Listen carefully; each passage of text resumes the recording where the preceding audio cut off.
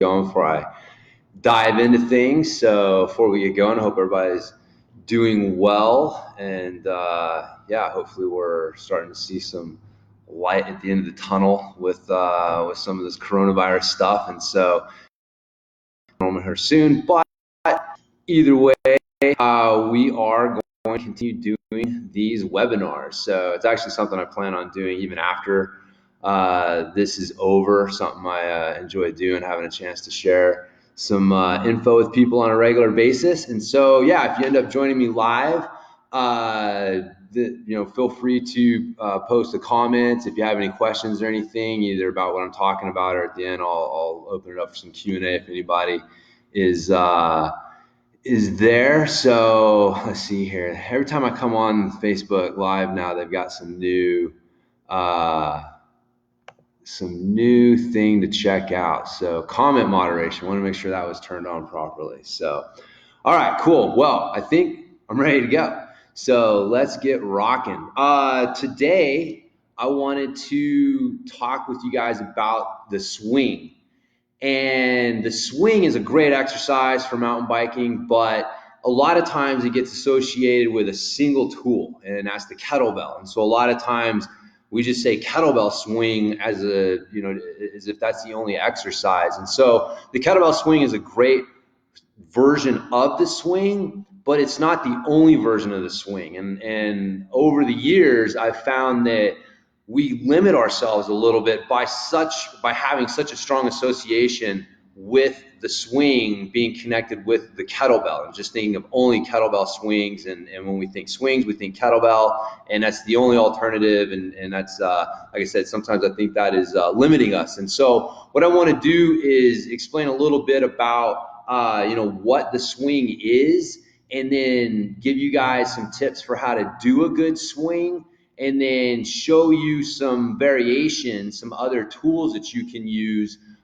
besides just the kettlebell to help you improve your riding in ways that go beyond just the kettlebell. Because as great of a tool as the kettlebell is, it has its limitations. There are things that I'll touch on them here when I get into how to do a good kettlebell swing, but there are some things that are drawbacks from just a specific movement, functional movement standpoint for us as mountain bikers. And I know that's heresy to say in a lot of circles, but again, I use the kettlebell swing. I think it's a great tool, but when you look at how we're actually applying the explosive hip hinge, and we're using the hip hinge to absorb energy on the bike, like I said, there are some things we can do to make it a little bit more specific with some of these other tools and variations. And so first of all, my history with the swing, I started doing swings back in like 2004, 2005. I started reading about these things online, and the swing and the Turkish getup, and they were associated with this new thing called the kettlebell.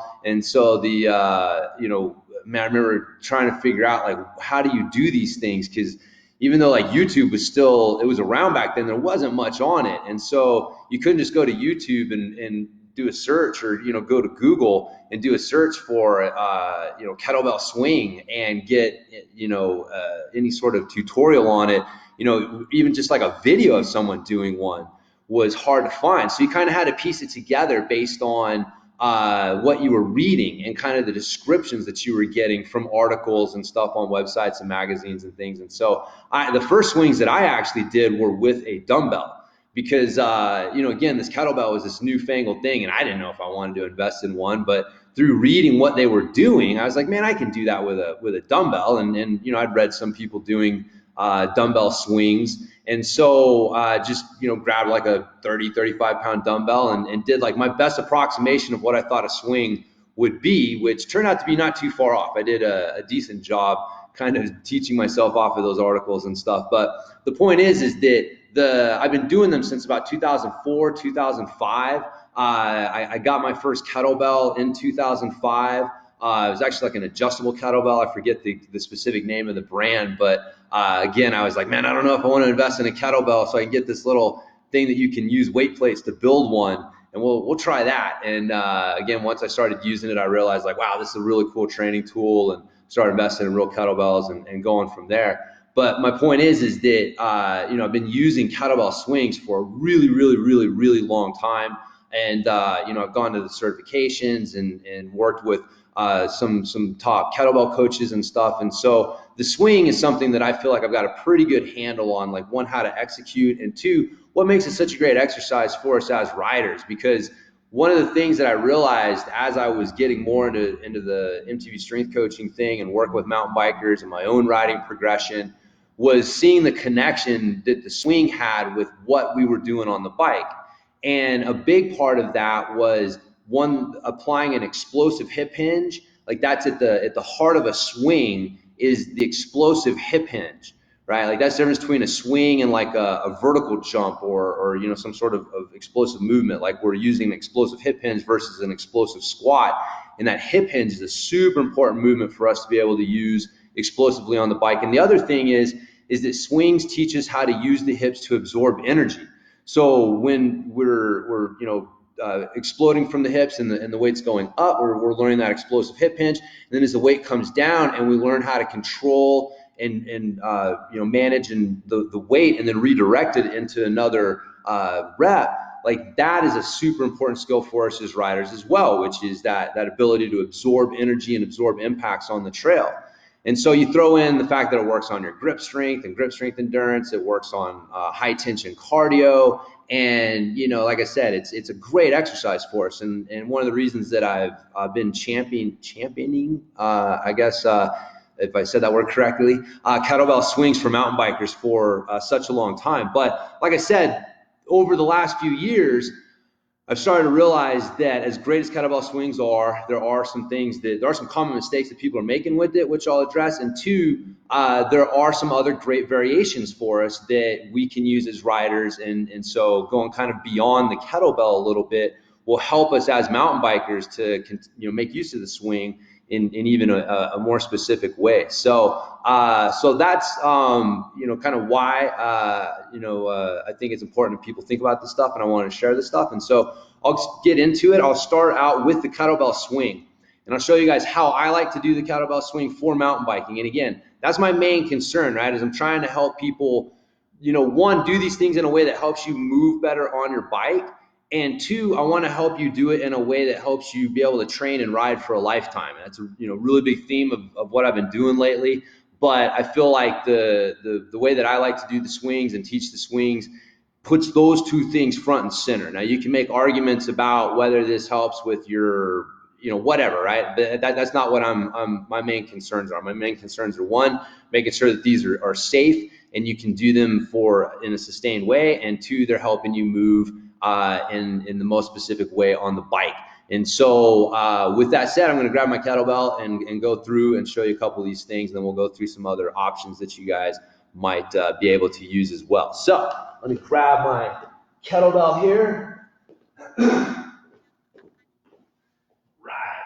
So I'm just going to use a 12 kilo for this. Obviously, the specific weight that you guys are going to use is going to depend on a lot of different things. But as always, how you move is always more important than how much weight you move or how many reps you do. Like as an athlete, and if you are doing this to help you ride mountain bikes better, then you fall into that broad category there. How you move is the most important thing, because that's what you're going to be applying to the bike. It's not going to be the fact that you did a quote unquote swing with a 78-pound kettlebell or whatever it is, right? It's like, how did you move while creating that? So find the weight that allows you to create, that finds that nice balance between a challenge while allowing you to stay focused on good movement. So with the swing, the way that I like to do the swings, two things. One of the big drawbacks to the swing for us as mountain bikers is that our feet are in this hip or shoulder width stance. Now on the bike, our feet are in more of a hip width stance. And in fact, we even get into a staggered stance position. So this is the more specific way that we move on the bike. You can't get into this stance with a kettlebell. And so, you have to do the best that you can working with the tool, because the tool is going to come to the outside. I don't like using kettlebells coming to the outside here, right? Because of the having to worry about hitting your knee with stuff. But the coming to the inside here, so I like to use single arm swings, because it allows me to keep the narrowest stance possible. As soon as I go to a two-handed swing or a double arm swing, and again, there's a time and place for them. I'm not saying don't ever do them. I'm just showing you what I like is the main variation for mountain bikers, right? So the single arm swing allows us to keep a little bit narrower stance, which is going to be a little bit more specific to how we're on the bike. And it's also going to allow me to do something at the top, which is going to help keep my shoulders in a good position. So one of the big problems that people have is they get to the top and it can be hard to not keep the shoulders from rounding. And if you have your hand in this position here, my thumb's parallel with the ground, it's easy for my shoulder to pop up towards my ear. Like I can do this, no problem.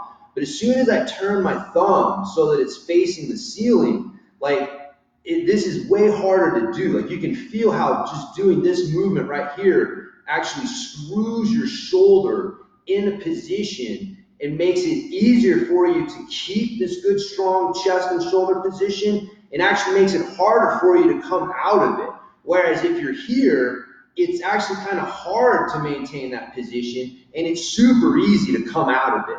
And so that's one of the reasons that when I'm doing a two-handed swing or a double kettlebell swing or something like that, I have the tendency to keep my hands like this, and so that makes it harder for my shoulder position. So the way that I like to do the swing is going to be the single arm swing variation. I like to start from the ground like this, and I hike it back like normal, right? So, but as I come up, as I push the hips over the feet, I rotate my hand so my thumb faces the ceiling.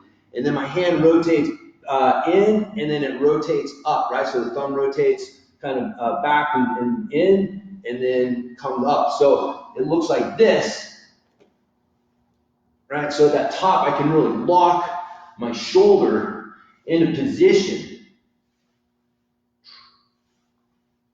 right? And as opposed to like here, I can keep it like this, but it's really easy for my shoulder to come up, right? But as soon as I turn and lock this in, there's an automatic counter rotation through the shoulder back and down. And so it helps fight that tendency. And so it just kind of helps keep your shoulders in a little bit better position. And so the other thing that I like to make sure that people are doing is they're staying focused on staying balanced on their feet.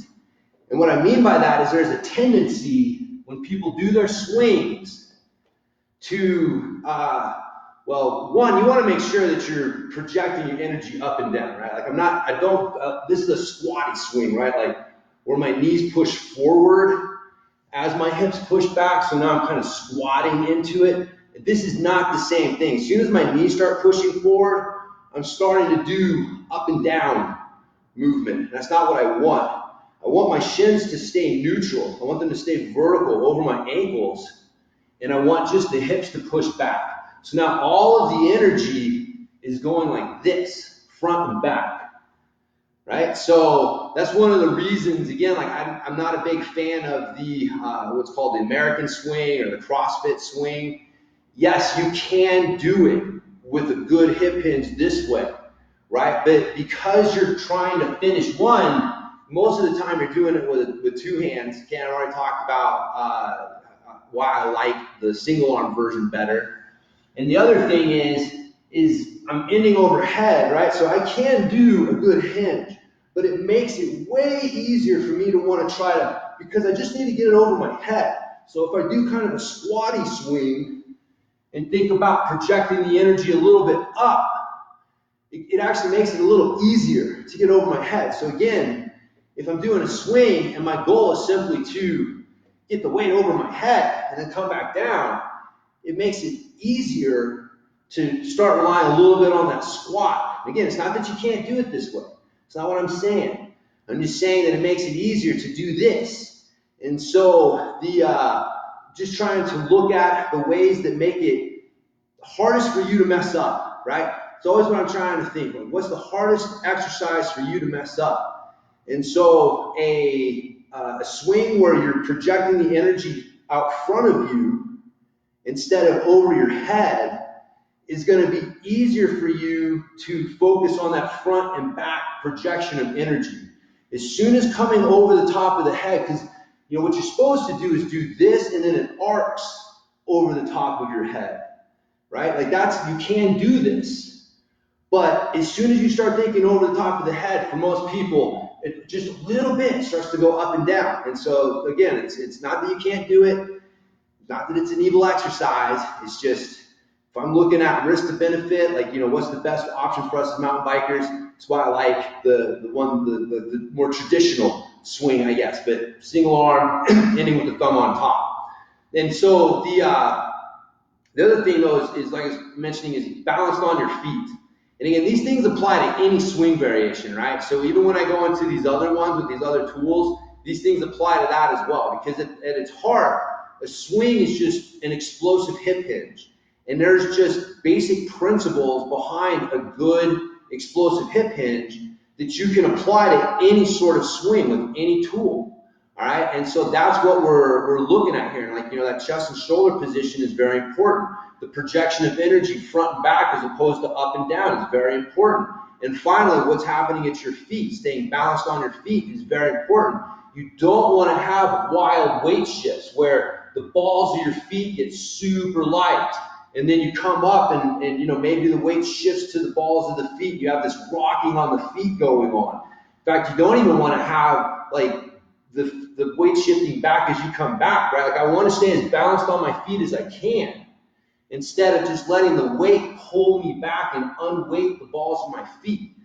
And again, I talked about this in last week's webinar on movement drills to help your mountain bike skills, as to why it's important as riders to know how to do a hip hinge, especially absorb energy and then create that explosive hip hinge through a balanced foot. You don't want to automatically shift your weight on your feet back to your heels, because that's going to shift the weight on the bike, and that's going to affect the balance. That's going to affect how you can move. And so you don't always want to do that. You want to be able to move neutral. You want to be able to move with the weight shifting back, and you want to be able to move with the weight actually shifting forward a little bit, staying on the balls of the feet. And so, you know, I'm not saying that do that with your swing, right? I'm not saying come forward and put weight on the balls of your feet. I'm just saying, as riders, that's the basic. We need to be able to apply hip hinge in all three ways. And so with a kettlebell swing, I need to stay focused on staying balanced on my feet as much as possible. And so that's going to help reinforce that good, strong, balanced movement on the bike. In fact, one of the main things I see riders do wrong is, as soon as they start to get low into their attack position, they automatically start dropping their heels and shifting the weight on their feet really far back, even if it's not called for, right? Like, even if you're not, the only reason you want to shift your weight back like that is if you're in a position where you are worried that your momentum isn't going to carry you through, and you're going to go through, like get endo, right? You're going to go over your handlebars. So you're trying to unweight the front end as much as possible to avoid that from happening. But as soon as you take weight off the front end, what happens, right? Well, the front tire is how I steer. So weight is how I create pressure. And pressure is how I create that traction and that the pressure that I want through the front tire. I create that pressure with my hands. So if I take that weight and pressure off, I can't steer as effectively, right? And I also can't brake as effectively. My front brake is my strongest brake. So if my weight comes off of my front brake, I lose its effectiveness as well. And so if every time you drop down into your attack position on the bike, you automatically shift your weight back into this heels heavy, light balls of the feet position, or you're worried about dropping your heels, you're creating an unbalanced position down there at the bottom when it may not be necessary. You're overreacting to nothing, right? There's no reason for you to worry about going over the handlebars, so why are you shifting your weight back? Now you've taken away from your ability to move in a balanced way on the bike by biasing your weight back. And so anyway, the point is the kettlebell swing is a great way to work on that, because you should be able to do your swings while staying balanced on your feet. Okay, so as you come down, you want to make sure you're trying to keep as good a pressure through the ball of the foot and the heel. You don't want to have this wild weight shift, right, where the toes come up and the weight, you know, you'll see where the balls of the feet just get real light, or like the other thing you'll see is like the inside toe knuckle, or the big toe knuckle here will peel up off the ground even. You don't want that, right? Like good strong feet, I've got my big toe knuckle, my little toe knuckle, this outside edge here, and my heel. Like that tripod of pressure into the ground is how I create balanced, strong, stable movement, creating that pressure into the ground. is ensuring that I'm moving in a strong, balanced way on top, and it's also the most efficient way to apply force and pressure into the ground. And so if you feel you losing one of those contact points, or you're losing that pressure as you're moving around doing your swing, I guarantee you're not able to move in a truly balanced way on your bike.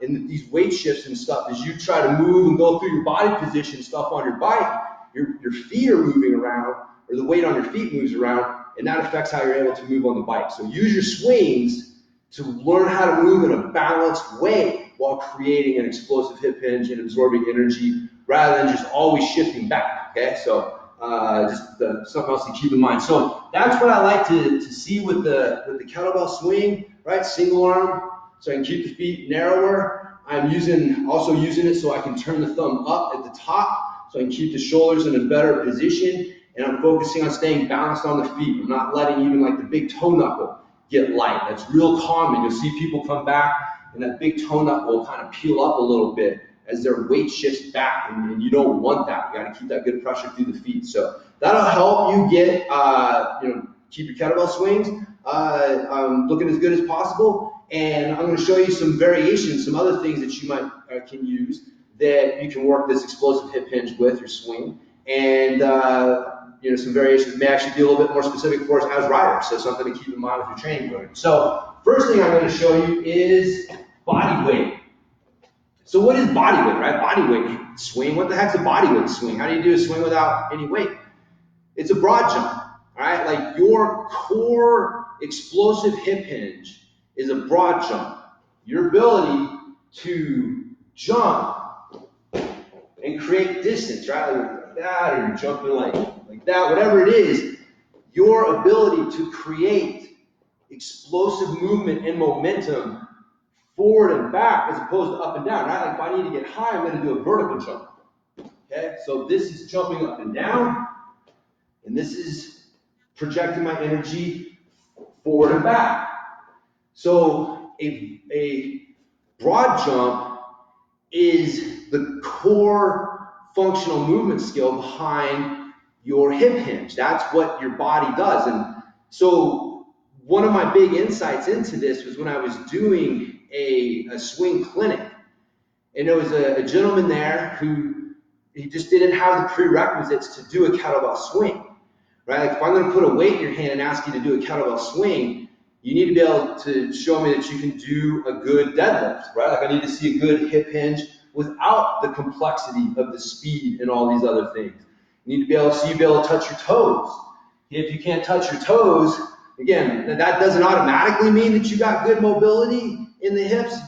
We have to break it down a little bit there, but I'll guarantee you that if you can't touch your toes, there's no way that you have the mobility through the posterior chain in the hips to do a good hip hinge or a good explosive hip hinge. And so, you should, before you jump into kettlebell swings, there should be a few things along the way that you're checking and working into them, right? And so the basic, the point is that this gentleman who was trying as hard as he could just was not a candidate for a kettlebell swing. So I was not going to put a kettlebell in his hand and say, here, start doing a swing. And I can tell he was disappointed, right? He came because he wanted to learn how to do a kettlebell swing. And so I started thinking, I'm like, all right, a kettlebell swing is just an exercise, right? Like it's not magical. Like what is this exercise training? Like what are we working on? Well, it's an explosive hip hinge. Okay, well what's the most basic explosive hip hinge there is? Well, broad jump. So I was like, look, man, you're just working on explosive hip hinge. So just try broad jump. Just do a broad jump. And so I see this guy who he can't do a kettlebell swing to save his life, right? He's not able to do it right. He's going to hurt himself. And I say, do a broad jump. And he executes a pretty half-assed, decent, explosive hip hinge. And I'm like, okay, something's going on here, because he can obviously do an explosive hip hinge. It's not the best-looking thing in the world, but he can do a broad jump, which is an explosive hip hinge. He can't do a kettlebell swing, though.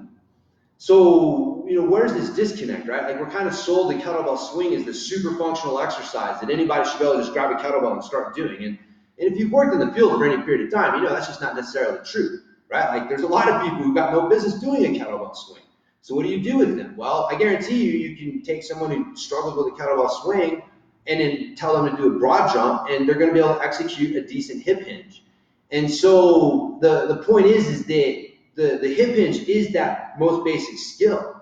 And so I encourage you to be working on that. Just your jumping in general, right? Like just broad jumps in general should be part of your program, because jumping is a fundamental movement skill that we have as humans. And so that's that core functional skill behind the swing. So that's a way that you can work them. So even if you don't have a kettlebell or any of these other tools, you can still work your explosive hip hinge through broad jumps and be really, fine. Are you going to be able to do a cardio workout with broad jumps? I mean, probably not, right? There are some limitations with it. But one of the things is you'll notice is that my feet are in a narrower stance. And so my legs are actually in a closer position to where I'm going to be on the bike with applying an explosive hip hinge. So by narrowing my stance and doing a broad jump, I'm actually creating a more specific leg position for myself than what I'm able to do with the kettlebell. Again, if you look at on our bike, again, what's the context? Where are our hands in relation to our legs and to our legs? Are they inside our legs or are they outside our legs? And so on the bike, our hands are outside of our legs, and we have a narrower foot stance. And so this creates a different context than a wider foot stance with the hands in between the legs. So again, it's not that the kettlebell swing isn't, a good exercise. It's just, if we're really going to talk about functional movement, and we're really going to talk about, okay, well, what do we need to work on as mountain bikers to improve our functional movement, both on and off the bike? Well, you see that this ability to create a narrow stance, hands outside the hips, explosive hip hinge, is super important as well. And I mean, this is your most basic one, doing a broad jump. And this is how you're going to apply it on the bike. And so even if you're doing kettlebell swings, doing some variations like the broad jump at its most basic level, or I'll show you a couple others here, is going to help you improve your specific application of the swing for how we, in the context of our bike, which is more like this, right? So another one that I like to use are dumbbells. And dumbbells, again, in today's kettlebell crazy world, we forget that there's still a lot of people that have dumbbells and don't have kettlebells, and a lot of people use dumbbells, right? And so what do? Well, you can do this, right? Like you can do a swing that mimics what you're doing with the kettlebell. You can make arguments about the offset load. You can grab a towel or something. I don't have one here, but like a towel or a little piece of rope, and just wrap it around and hold on to that. Okay, the towel swing, which is actually a good corrective for bad swing form, well, that creates an offset load too. So, you can use the dumbbell to create that movement. In fact, if you look back throughout history, the original swings, I don't want to say original, but the old-time strongmen had the swing was a contested lift. And the way that they would do it is a single arm dumbbell swing to overhead. It was who could get the most weight overhead. And so they would do it like this. They would do it basically like a good American swing, right? That's kind of one of the funny things that people like I understand the swing can be done correctly and it has a place. So like if you look at some of the original swings, this is what they would do, but they wouldn't do them for reps, right? They'd always start and end, and then, bring it down or however they would do it. But that was, one of a super popular lift back in the old time strongman days in the late 1800s, early 1900s type thing. So, so you can do that, but I also like to use it with a narrower stance and the weights on the outside like this. And so start from this clean position, and then I just let the weights drop, do my swing, and then catch them at the top. So this right here is a great swing variation. I like the fact that you can catch the weight and stop at the top, because again, one of the big drawbacks, or I guess not drawbacks, but there's a lot of things that make the kettlebell swing easy to do wrong. And one of those things is when you come to the top and it's just floating for a second and then you start to catch it again, you don't really have a way outside of doing a clean, right? Like that's why I like kettlebell cleans a lot, is you have that stop at the top. So it allows you to set yourself and make sure that you're not in some weird position. Because it doesn't take being off by much over 2 or 3 reps for all of a sudden for you to be off by a bunch. And so that top position is a big culprit for people as far as starting to lose a little position. And so by being able to catch it at the top in this clean position, you're able to check your posture here, and then I do a swing, check my posture. And again, I'm also teaching myself how to brace for impact. And so that ability to catch and brace and hold weight in that position is important as well. So as well as absorbing and redirecting through that. So the reason I like to use dumbbells for this variation, but I don't like kettlebells, is just the shape of the kettlebell and the fact that the weight's away from the hands and that the weight gets bigger as it gets heavier. You know, me holding this here, a kettlebell can easily start to get down by my knees, right? But you see I hold a dumbbell and it's not down by my knees. And so the odds of me clipping my knee is much lower. And so I'm not going to instinctively protect my knee. Like you'll see that with people who will use swings and come to the outside. Like their body will reflexively try to create a little space to protect. Like it recognizes that that's, knee suicide. And so a dumbbell doesn't expose you to the same risk, right? I'm not saying you can't hit your knee. Someone out there will take this as a challenge and do it and then tell me, see, James is an idiot. But that's not what I'm saying, right? What I'm saying is that it takes the odds of it are so much lower. It's a relatively safe. Like things got to go really, really wrong for you to clip your knee or something like that in a catastrophic way. Whereas, man, it can happen with a kettlebell. And so you're going to adjust how you move to try to protect yourself. And so anyway, so that's why I like this kettlebell or the dumbbell clean, right? I can do double arm, I can do a single arm. So again, just doing like that. Now the thing that I like about this version too is because my feet are narrower, right? I'm working the more specific context of the hip hinge for us as it relates to on the bike, which is a narrower stance with the hands outside the hips instead of inside. But now I can start to change my stance. And so I can do 2 things. I can create a stagger stance, which is a single leg with a kickstand, right? So I wouldn't want to do a single leg swing. Like this would be dangerous and kind of, uncalled for. But I can take this foot and step back and just put my toe on the ground, putting less than 10% weight into this as a kickstand. I wouldn't want to put a bunch of weight onto my kickstand. It's not what I'm looking for. I want to try to keep as much weight as possible through this lead leg here. And so now I'm able to do a single leg swing, which is something that I really can't do with a kettlebell, just because of the nature of how you have to do them.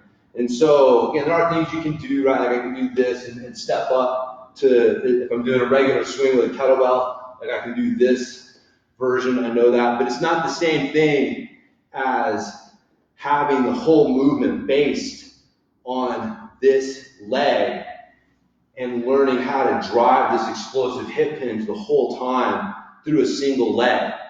And you can do both sides. It doesn't really matter what side you hold, and I can do the alternate side to kind of create this cross effect here. So there's a lot of different things there. And then also, we can do a pedal stance. So again, as riders, like we can actually get into the same foot position that we would use on our bikes.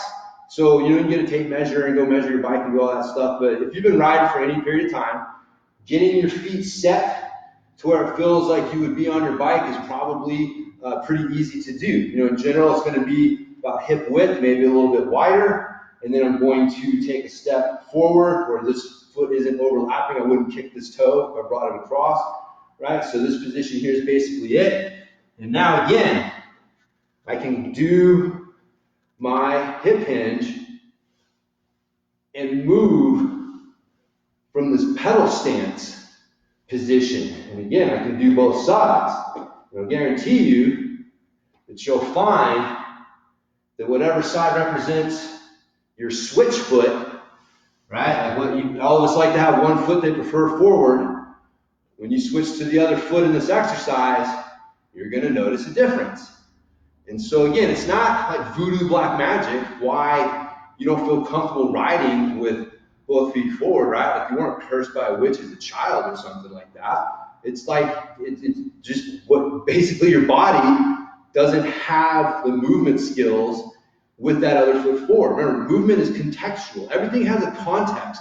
Just because you're good with one foot forward doesn't mean that you're automatically going to be good with the other foot forward. And just because that other foot's forward you don't feel comfortable with, it doesn't mean that you can't get really comfortable with it forward. And one of the best ways to do that is to use exercises in the gym that iron out these left-right asymmetries that we have, both through the lower body and the core and all sorts of stuff, that will allow you to feel more balanced with either foot forward on the bike. And that's really the ultimate goal. You want to be able to ride with either foot forward. If you can't ride, if you get to one foot forward and you know, like your fate is sealed and it's just a matter of time until you crash, that's not good, right? Like that you need to learn how to ride at a decent level, like at least 50 to 60% of your regular skill level with either foot forward, just to be safe, right? Like I personally think you should be able to do it up to like 80, 90%. Like most of the time, you should not be able to tell which foot is forward, right? It shouldn't feel that much different.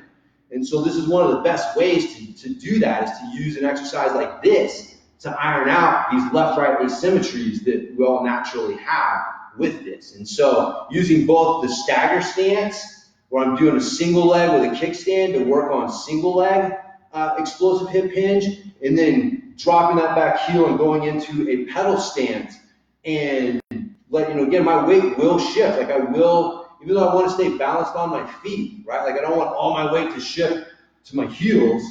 Like my weight is going to shift, and I will have to drive a little bit more through this back leg to do this. And that's how we move on the bike. Our trail leg is the one, as we go down into our attack position, that's the one that's getting heavy and getting loaded up for us to create movement off of.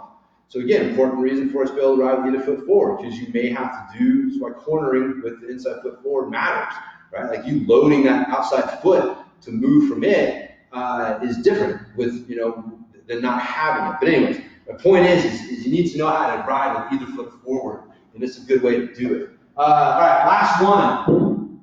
This is a training tool, heavy Indian clubs that I think are really overlooked for us as riders, I mean, just in general, but especially for mountain bikers.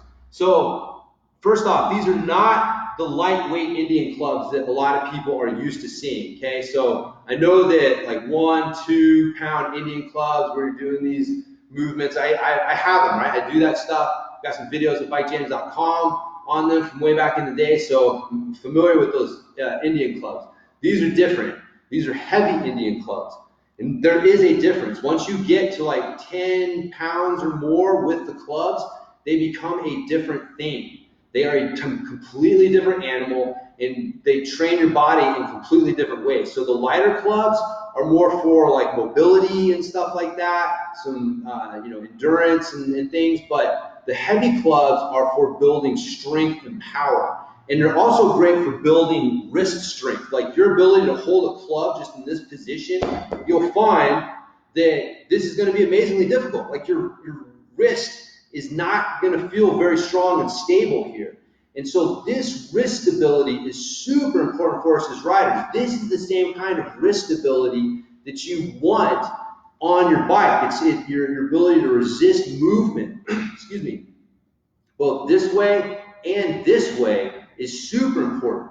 And so that's what even just holding an Indian club like this is going to really work your stability in this direction, which is something that we don't work a lot. The leverage-based load here is unique, and again, creates a unique grip demand, which is actually more specific to what we're using on the bike. So just holding a heavy kettlebell or dumbbell is great, that's one thing, but holding a 10, 15, 20 pound club with the weight way offset in this leverage-based load here, it's a completely type of grip strength that you have to work. And again, on our bikes, it's this leverage-based loading that we have to deal with more than the compression-based loading that we get with kettlebells and dumbbells. But so just holding the weight here, helps work that grip strength.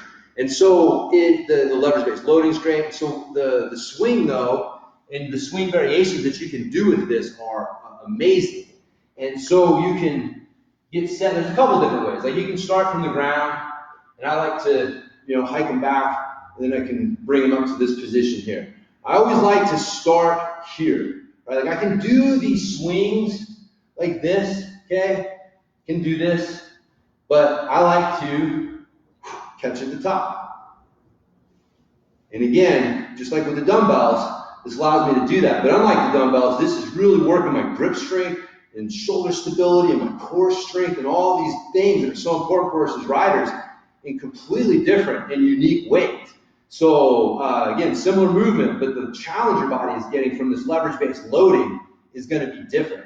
And so one of the things I like with the dumbbell or with the Indian clubs as well is it allows me to rotate my thumbs or my hands up towards the ceiling as I come back, and then they rotate in towards each other. So this mimics the same way. If you were to do a broad jump, you would do that. You'd find that as you come back down to load, your hands will naturally rotate so that your palms are facing the ceiling and your thumbs are turned in towards each other. And then as you come up, you unscrew the arms and the thumbs end up facing up. And so again, it's with the kettlebell we can do that. The dumbbell it's harder to do because me rotating my hands like that would mean I'd hit my legs. But so the Indian club gives us the best of both worlds, where I have the more specific stance, but I also have the better arm action that allows me to get the more specific and functional movement there. And so again, catching here, I can go into my stagger stance, single leg with a kickstand.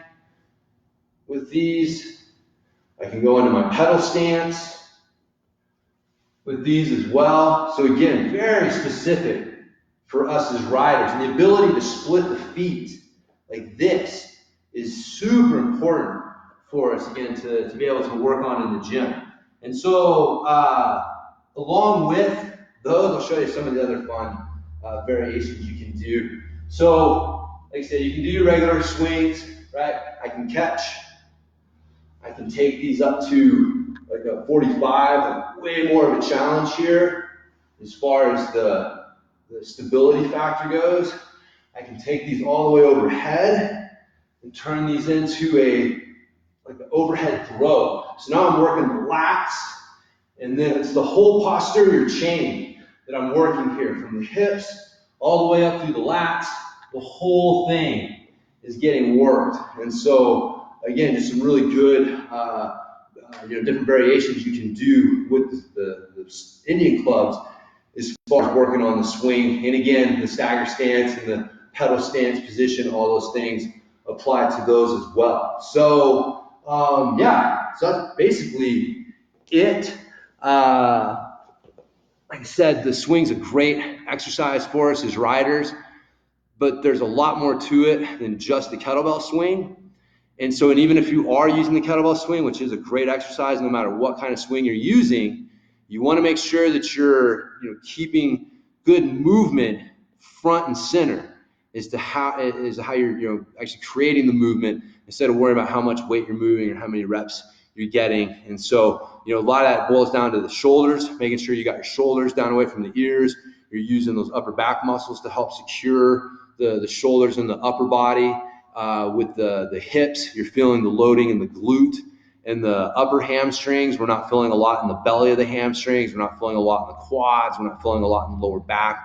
We really want to make sure we're loading those glutes and hips, and that we're staying balanced on our feet, right? The big toe knuckle, that little toe knuckle, outside edge of the foot area, and then also your heel, like that tripod of pressure that you're applying in the ground. You want to learn how to move in a balanced way rather than letting these wild weight shifts happen or feeling part of that pressure peel up. So again, the big culprit for a lot of people is the big toe knuckle starting to unweight and the foot starting to curl a little bit as the weight shifts back towards the heels too much. And so I know, because I used to do it myself before I started to realize that it's important to learn how to move in a balanced way, as opposed to just learn how to do a kettlebell swing, right? And so there is a difference between the swing as an exercise and the swing as a way to practice a movement.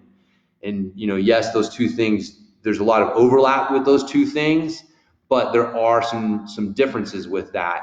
And so, some things that you might do on the pursuit of performance that may not necessarily be the best way to move in pursuit of being the best mountain bike rider possible. And so hopefully these tips will help. Just taking a look at how I like to do the kettlebell swing and some of these other variations. But like I said, even if you don't have access to anything, doing some broad jumps, and even if you do have access to them, like remember, the broad jump is that basic core movement skill at the heart of the explosive hip hinge. That is our most basic explosive hip hinge. And so the exercises that we're doing are, really building off of that core movement skill. That was the first thing you were able to do as a kid, right? You didn't learn how to do a swing first, you learned how to jump first. And then hopefully you learn how to apply that jump motion, that jump action to a swing. And then you can apply that to different movements and different tools. But that at the heart of it is that. And so, don't lose your ability to jump. It's a basic human movement skill that we need to have. That's kind of another kind of side thing, is that even being, functional training, a lot of the functional training stuff still creates zoo humans in some level, because we're working, movement patterns and all these, correctives and all this great stuff. But then you take someone and you say, hey, can you throw with any accuracy with both arms? And it's like, man, if they can throw with accuracy with one arm, we're lucky, right? But both arms is like, no, I can't. How do you even throw with the other arm? That's not good, right? Like your ability to throw is a fundamental human movement skill. Your ability to run, your ability to jump, your ability to crawl. These are all just foundational human movement skills that if you're not working on in some way and on some level, and you're just focused on these, higher level, quote unquote, functional training exercises and stuff, you're missing some stuff. So anyways, get on the ground, crawl around, watch how kids move, and then just do what they do. So anyways, hopefully you guys have enjoyed this this little webinar, gotten some good tips to use. Again, if you guys have any questions at any point, you can hit me up at james@bikejames.com. If you have any ideas for future webinar subjects you'd like to see me cover, let me know. I'm always looking for good ideas. So anyways, I will talk to everybody next time.